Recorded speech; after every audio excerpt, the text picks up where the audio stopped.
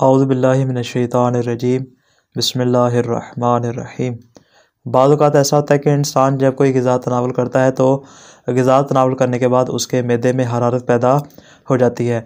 अलबत्ता ये हरारत का अमल बहुत ही लतीफ़ है कि जिसके मुतालिक अहादीस में तफ़सील बयान है कि इंसान जब ग़िज़ा खाता है तो उसके ग़िज़ा के साथ उसके जिस्म के अंदर, उसके मैदे के अंदर कुछ हवा भी दाखिल हो जाती है। ये हवा क्या काम करती है कि ये सबसे पहले जाकर ये ज़मीना फ़राहम करती है उस खुराक के हज़म करने के लिए कि जैसे वो हवा मैदे में दाखिल होती है तो ये हवा उसके मैदे में हरारत पैदा कर देती है। जैसे उसके मैदे में हरारत और हीट पैदा होती है तो उसके सबब इंसान के मैदे के अंदर आग पैदा होती है। अलबत्ता ये आग से मुराद वैसी आग नहीं है कि जिस तरह हम चूल्हे वगैरह में आग जलाते हैं। अलबत्ता इससे मुराद वो हरारत है कि जो उस मैदे को आमादा करती है कि वो ग़िज़ा को अच्छे तरीके से हज़म कर सके। तो जब वो हरारत बनती है तो उस अमल में क्या होता है, खुराक जो है आहिस्ता आहिस्ता हज़म होना शुरू होती है। जिस तरह इंसान ग़िज़ा तनावुल करता जाता है वैसे वैसे ये हरारत उस ग़िज़ा को हज़म करना शुरू कर देती है। तो बुनियादी अमल, बुनियादी सबब ये हवा और वो गैस है कि जो इंसान के जिस्म में हरारत पैदा करती है। और हरारत पैदा होने के बाद अगर ये हरारत ना हो तो इंसान की ग़िज़ा कभी हज़म नहीं हो सकती। और अब जबकि उसके जिस्म में और उसके मैदे में हरारत पैदा हो चुकी है तो अब गोया कि उसका मैदा गर्मी की हालत में है। लिहाजा जब तक इस गर्मी को दूर ना किया जाए तो इससे मुख्तलिफ़ तरह की बीमारियां पैदा हो जाती है जिसके असरात इंसान के खून वगैरह में पैदा हो सकते हैं। तो ज़रूरी है कि इस हरारत को दूर किया जाए। अगरचे हरारत बहुत ज़रूरी है, इसके बगैर ग़िज़ा हज़म नहीं हो सकती, लेकिन ग़िज़ा को हज़म करने के बाद इस हरारत को दूर करना भी बहुत ज़्यादा ज़रूरी है। तो इसके लिए जो हदीस में बुनियादी चीज़ बयानी वो है खाने के बाद ठंडे पानी का इस्तेमाल करना।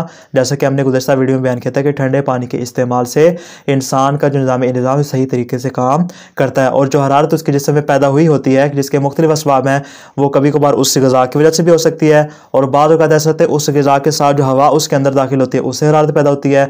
और कभी जो इंसान के आज़ा और उसकी रगें जो उसके आंतें हैं उनकी वजह से भी उसके जिस्म में हरारत पैदा हो जाती है। तो उसके मुख्तलिफ़ असबाब हैं। तो मतलब इस हरारत को दूर करने के लिए सबसे बेहतरीन चीज़ है वो ठंडा पानी इस्तेमाल करना है। दूसरी चीज़ जो हदीस में बयान हुई वो है खाने से पहले गर्म पानी का इस्तेमाल करना। जैसा कि हदीस हमने पहले बारहा बयान की, अब मैं दोबारा नकल कर देता हूँ कि हज़रत रसूल खुदा सल्लल्लाहु अलैहि वसल्लम जब भी रोज़ा इफ्तार फरमाया करते तो आप तीन चीज़ों में से किसी एक चीज़ का इंतखाब फरमाते थे। या आप किसी मीठी चीज़ का इंतखाब कर दे, अगर वो ना होती तो फिर आप नमक का इस्तेमाल करते, अगर वो ना होती तो फिर आप गर्म पानी से रोज़ा इफ्तार किया करते। तो गोया अगर हम इन दोनों तरह की हदीस को आपस में मिलाएं तो हम ये नतीजा ले सकते हैं कि हमारे पास मैदे की गर्मी को दूर करने के लिए दो तरह के इलाज आते हैं, एक है ठंडा पानी और दूसरा है गर्म पानी। अगर खाने से पहले पानी पिया जाए तो वो गर्म पानी इसकी सूरत में इस्तेमाल किया जाए ताकि वो ग़िज़ा को हज़म करने में मदद करे।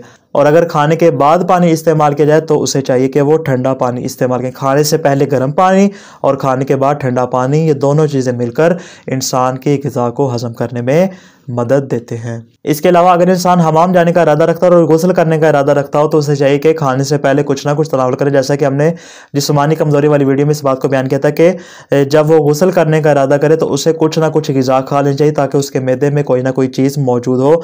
अगर वो इस तरह अमल करेगा तो फरमाते हैं कि उसका मैदा सही तौर पर काम कर सकेगा और नहाने की सूरत में उसके मैदे में किसी किस्म की भी गर्मी पैदा नहीं होगी। दुआ खालिक दो आलम से कि वह हमें हर किस्म की बीमारी से महफूज फरमाए। वस्सलामु अलैकुम व रहमतुल्लाहि व बरकातुहू।